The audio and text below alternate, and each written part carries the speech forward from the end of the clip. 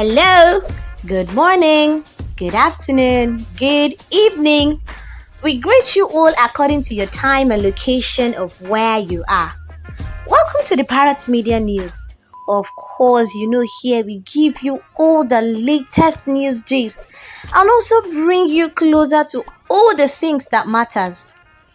Anyways, if you're new to this channel, hurry now, like, subscribe, and also tap the notification bell in order not to miss out on any of our hot gist. A man spotted praying on busy Abuja road. A man was seen praying on a busy expressway in Abuja on Sunday. Videos of the incident showed him bowing intermittently and raising his hands in prayer mode. Darwin College. Why I was absent from court. Sylvester Oromoni's father. Mr. Sylvester Oromoni has given reasons for not attending the last sitting of the coroner's inquest into the controversial death of his 12-year-old son, Sylvester, a student of Darwin College, Lagos. The school had claimed that the deceased sustained injuries from playing football. However, the family said before he gave up the ghost, he revealed that he was brutalized by bullies and a substance was forced down his throat. In the case, which is now before Magistrate Makali Kadiri, sitting in Ekpe, Lagos, Oromoni was supposed to have appeared before the court as a witness last week but was absent. The family lawyer, Mr. Olawanle Taiwo of Femi Falana's chambers, also requested that the coroner adjourn the hearing indefinitely. Explaining the circumstances to the Punch, Oromoni said he decided not to appear because the other party had failed to file their witness statements on oath. We filed our witness statements on oath, but the other party has failed to file theirs. We don't want a situation where they have access to our own witness statements and we don't have access to their own. This will not allow us to be prepared, he said. The matter is expected to come up on Monday for further hearing. Man chops off own manhood after smoking cannabis. A 23-year-old man has reportedly cut off his penis as he suffered a psychotic episode after smoking cannabis, a new medical case study has revealed. According to the case study report published by the Journal of Medical Case Reports, the individual from Thailand had used cannabis for 2 years before quitting the habit. 3 months later, he smoked 2 grams of cannabis and experienced an erection 2 hours later without any form of sexual stimulation. He reportedly started feeling a severe, persistent, sharp pain in his penis and said his glands looked distorted. The unnamed man, thinking he could stop the pain, decided to trim the gland's penis several times using scissors, but then completely amputated his penis. Oh my God. 2 hours after, the bleeding had not stopped and the man had to be rushed to the hospital. Doctors believed the penis was too damaged to save and all the dead skin and flesh had been removed. The doctor said the amputated part was contaminated with ants while the remaining stump was 2 centimeters in length. After admission and cannabis discontinuation, his delusion and hallucination subsided, the report said. The report stated that cannabis-induced psychosis was diagnosed because symptoms began after cannabis use without evidence of other substance abuse. Lead author of the study, Nathanan Jekwibsant, from the Department of Emergency Medicine, noted cannabis has been widely used around the world for medical and recreational purposes, but the man's experience was a rare case. Cannabis does exhibit many adverse effects, including psychosis, the report added. The research team concluded, cannabis-induced psychosis is an adverse effect of cannabis, which may lead to impaired judgment, unexpected self-harm. On Adon Hieram, JAMB introduces 2 additional subjects to UTME. The Joint Admission and Matriculation Board has introduced computer studies and physical and health education as part of 8 UTME subjects. The board disclosed this in its weekly bulletin released by the Director of Public Relations, Dr. Fabian Benjamin, and made it available to newsmen in Abuja on Monday. It said that candidates sitting for the UTME could now pick computer studies or physical and health education as part of the 4 required UTME subjects if they so desire or as dictated by their program preferences. The board said that the addition of the 2 subjects to the existing 23 UTME subjects would commence from the 2022 UTME exercise. According to the board, the move is to enhance the career prospects of students transiting to tertiary institutions. The News Agency of Nigeria reports that with the addition, there are now 25 UTME subjects to be written by candidates.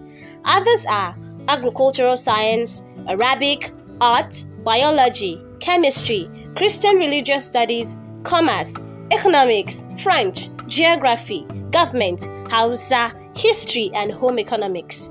Others are Igbo, Islamic studies, literature in English, mathematics, music, physics, principles of account, use of English, and Yoruba. IAUE student scouts her roommate with hot water over an argument.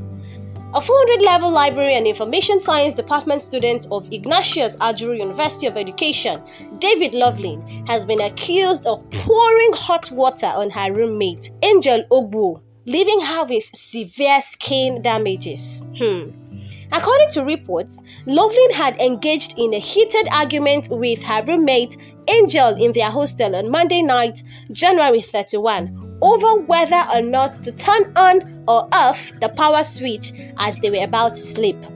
Angel was said to have retired to bed after the exchange of words, thinking all was well, only to be woken up to the hot water poured on her by Loveling. The victim was also allegedly threatened to be killed by the suspect's boyfriend should anything happen to his girlfriend, who has been missing following the incident. The school management has been accused of protecting Loveling, as she is yet to be arrested nor disciplined over the act.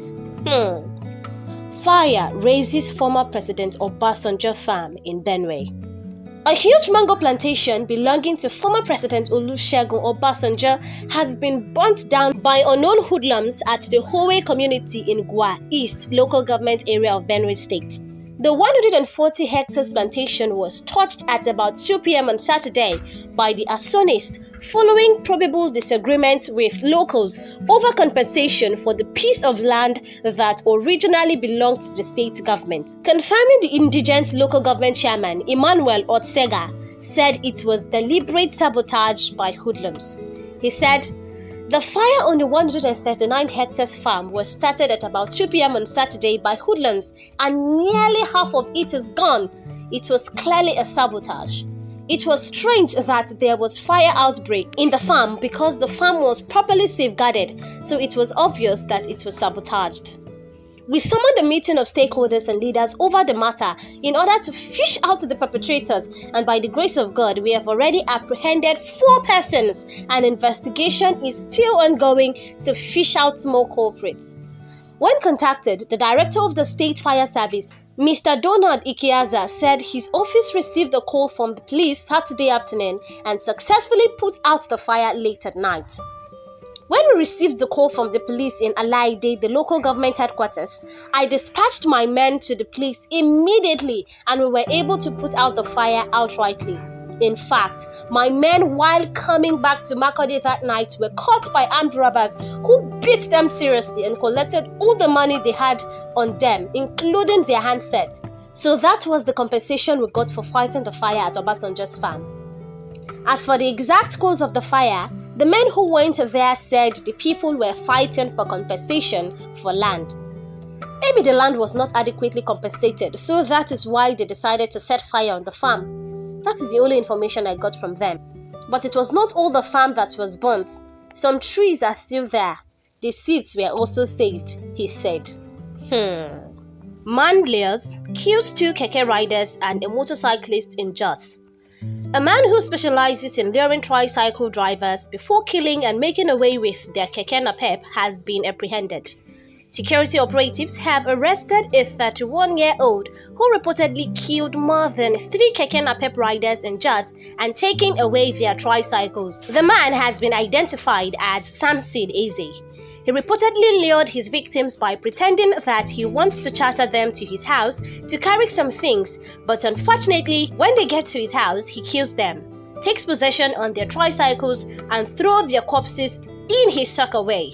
Hey! Information of his activities were reported by his elder brother, who suspected something fishy about him owning about 4 tricycles without any source of income.